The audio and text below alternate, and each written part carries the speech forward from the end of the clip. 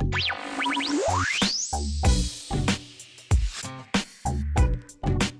and welcome to AFD TV. I'm your host, Athada Simajala, here with Dr. Sam and David White to tell us about options for small business owners for insurance plans. Great. So for our practice, we're America's Family Doctor Small Business. So what are our options for health insurance for? Right. Well, as you know, with the Affordable Care Act, everyone has to have insurance. And generally, most people are either going to get it through their job, if you're over 65 Medicare, if you're low income Medicaid, or you're going to go buy your own plan. Businesses are not necessarily required to provide insurance. The reason why most businesses used to provide insurance as a group is because that's the only way you could get guaranteed coverage for everyone without answering health questions. With the ACA, everyone now is eligible to purchase a plan with no health questions, even if it's outside of work. Depending on a couple of factors. One, what's the income of your employees? If you have employees that are, let's say, middle income or lower, you may be better off, and those employees may be better served by being able to go out to the exchange and buy their own health plan privately if they're going to get a subsidy. If, as a business, you offer a health plan, your employees are no longer allowed to receive a premium tax credit through going to the marketplace. So if coverage is available to you, or if you make it available to your employees, I always encourage business owners, if you're going to do group, then be willing to make an appropriate contribution to the plan to make it affordable for your workers. Otherwise, you could be harming them. You could be harming them. That's correct. So, group insurance is still available.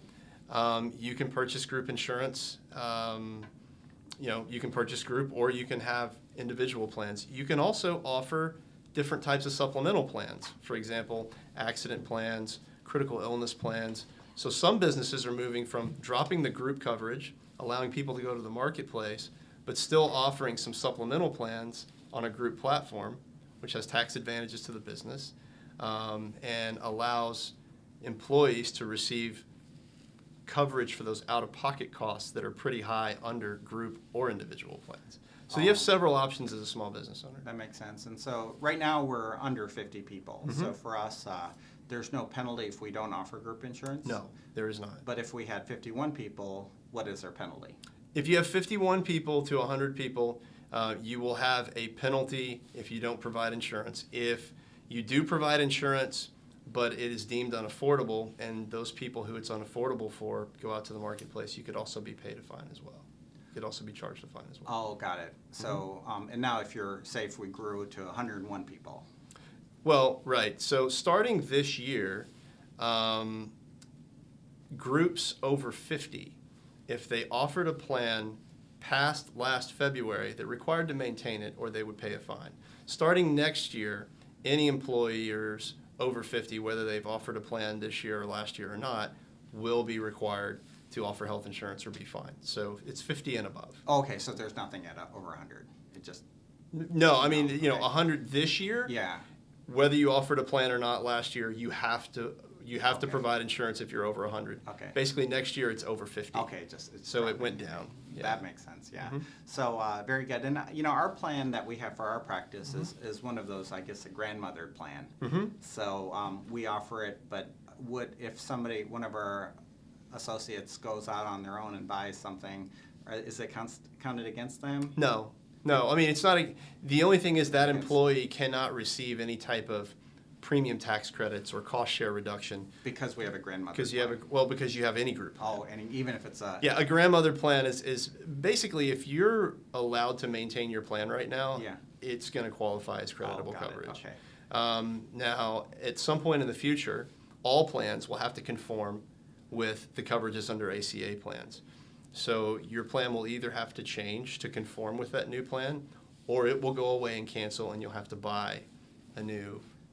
When will the grandmother plans no longer be allowed? There's still a little gray area around that. Okay. I think the policy right now is, I'm pretty sure, I want to say it's either 2016, but that keeps changing because businesses keep getting mad and saying we want to be able to keep our plans. So kind of right now, it's pretty much if your state will allow it to continue to be sold and your insurance company will continue to offer it, they're basically saying right now that you're going to be able to keep those. So right now our grandmother plan was Blue Cross. We seem to like it, and so chances are we should be able to keep it through 2015, possibly even after 2016. That's right. And then after that point, if that's no longer allowed, then it may be better for our staff to go on the exchange, including myself then, for me and my family. Yeah, actually, one of the things that we recommend to businesses perhaps, because typically businesses will contribute more to the employee perhaps than they will spouses and dependents. Okay, so some businesses will contribute, let's say 50% to the employee and say,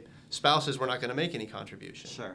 So one of the things we'll work with businesses to actually evaluate is whether or not you may want to keep your group plan for employee-only coverage and dependents, and then for spouses, not offer coverage, and then that spouse can go out and get a plan from the marketplace and receive a premium subsidy. So if you as a business aren't willing to contribute, say 50% or more to the spouses, the business can save money, and the employees perhaps can go out and get some assistance with their premium. Because if you're not making a contribution to somebody's premium under a group plan, even if they have to pay full price for an individual plan, they may actually come out cheaper. That makes sense, yeah. Well, there's a lot to consider. There is. That's something we help businesses with Yeah. all the time. What we do is we come and, we can do individual or we can do group insurance. Oh, that's good So to what know. we do is we come and we say, look, let's figure out what's going to work best for your business. There is no one size fits all. It's kind of like individual insurance. It's just going to be, what do you want to do for your employees? What's going to be best for your business? What's going to be best for them? And what are your priorities? That makes sense. Yeah. Yeah. Well, the saying is the more we learn, the less we know. But thank you for helping us navigate You're welcome. this, and we're take it away.